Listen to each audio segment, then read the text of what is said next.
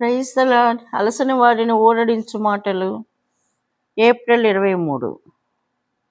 మారు మనసు పొందు ఒక పాపి విషయమై పరలోకమందు ఎక్కువ సంతోషం కలుగును. లూకా 15:7. ప్రభు యొక్క ఆనందము పరలోకములో ఆరంభమగును, భూమి మీద కాదు. లూకా 15:10. ఒక మానవుని హృదయములో పరిశుద్ధాత్మ దేవుని వాక్యం ద్వారా బలమైన ఒప్పుదలను, నిజమైన పశ్చాత్తాపమును కలిగించును. అతడు నిజముగా తన పాపములను ఒప్పుకొని తనకు బదులుగా యేసుక్రీస్తు ప్రభువు మరణించునని విశ్వసించిన ఎడల పరలోకమందు దేవుని దూతలందరి ఎదుట గొప్ప సంతోషం కలుగును. ఒక పాపి పశ్చాత్తాపపడిన వెంటనే దేవుడు పరలోకపు వాయిద్యములతో పాటలు పాడుటకు దూతలనందరినీ పిలుచును. పశ్చాత్తాపపడిన పాపి హృదయములో కూడా అదే పరలోకపు ఆనందము పోయబడును.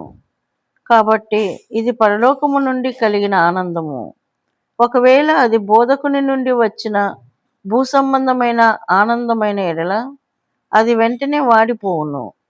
ఒక దినమున ఒక కూడికలో కొందరు చేతిని పైకెత్తి మేము తిరిగి జన్మించితమని చెప్పవచ్చును.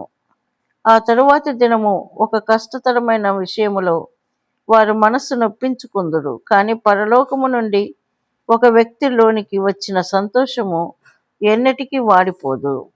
అందుచేతనే ప్రభువైన యేసుక్రీస్తుకు ముందుగా వచ్చిన బాప్తిసమిచ్చు యోహాను మారు మనసును గురించి బోధించి, మారు మనసుకు తగిన ఫలము ఫలించుడి అని చెప్పెను.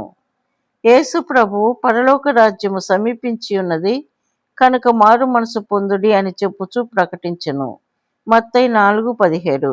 బాప్తిసమిచ్చు యోహాను, యేసుక్రీస్తు ప్రభువు ఇద్దరు కూడా పరిశుద్ధాత్మచే నింపబడుటను గూర్చి బోధించిరి.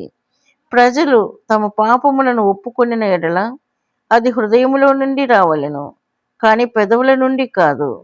పశ్చాత్తాపమనున్నది సరి అయినదని నిశ్చయించుకొనుటకు భయమును బట్టి మనము ఒప్పుకొనటలేదని, లేక ప్రజలు మన గురించి ఏమనుకొందురని గాని, లేక మంచి పేరు కొరకు ఒప్పుకొనటలేదని మనము నిశ్చయించుకొనవలెను. కొంతమందికి పశ్చాత్తాపమును గురించి సరి అయిన గ్రహింపు ఉండదు. వారు చాలా తేలికగా, ఓ దేవా, నేనొకవేళ ఇది చేసిన ఎడల లేక అది చేసిన ఎడల దయచేసి నన్ను క్షమించుము అని చెప్పుదురు. వారి పాపముల విషయమై వారికి నిజమైన ఒప్పుదల, విచారము ఉండవు.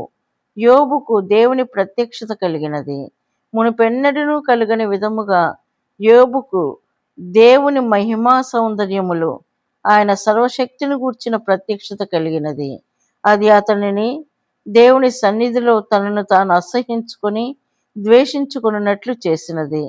మనము లూకా 5:8 సీమోను పేతురు యేసు మోకాళ్ళ ఎదుట సాగిలపడి, ప్రభువా, నన్ను విడిచిపొమ్ము, నేను పాపాత్ముడనని చెప్పెను. మన ప్రభువు సీమోను పాపములు బయటకు కనబడట కానీ లేక గద్దించుట కానీ చేయనవసరం లేదు. పేతురు యేసుక్రీస్తు ప్రభు యొక్క గొప్ప శక్తిని, గొప్పతనమును చూచి బహుగా ఒప్పించబడెను. మరలా లూకా 19:8 జక్కయ్య ఎంత నమ్మకముగా పశ్చాత్తాపపడెనో చూచుచున్నాము. అతడు డబ్బు విషయములో అవినీతిపరుడు అని చూపించవలసిన అవసరత ప్రభువునకు లేదు. ప్రభు యొక్క సన్నిధియే అతనిలో నిజమైన పశ్చాత్తాపమును, హృదయములో మార్పును తీసుకుని వచ్చినది. అందుచేతనే అతడు, ఇదిగో ప్రభువా, నా ఆస్తిలో సగము బీదలకు ఇచ్చుచున్నాను. నేనెవని యొద్దనైనను అన్యాయముగా దేనినైనను తీసుకొనిన ఎడల అతనికి 4 గంతలు మరలా చెల్లించును అని ప్రభువుతో చెప్పెను. నిజమైన పశ్చాత్తాపము ద్వారా ఏ విధముగా పరలోకము నుండి సంతోషము మనకు కలుగునో చూచున్నాము. ఎవరైతే నిజముగా పశ్చాత్తాపపడుదురో వారి హృదయములలో కూడా ఇట్టి సంతోషము కుమ్మరించబడును.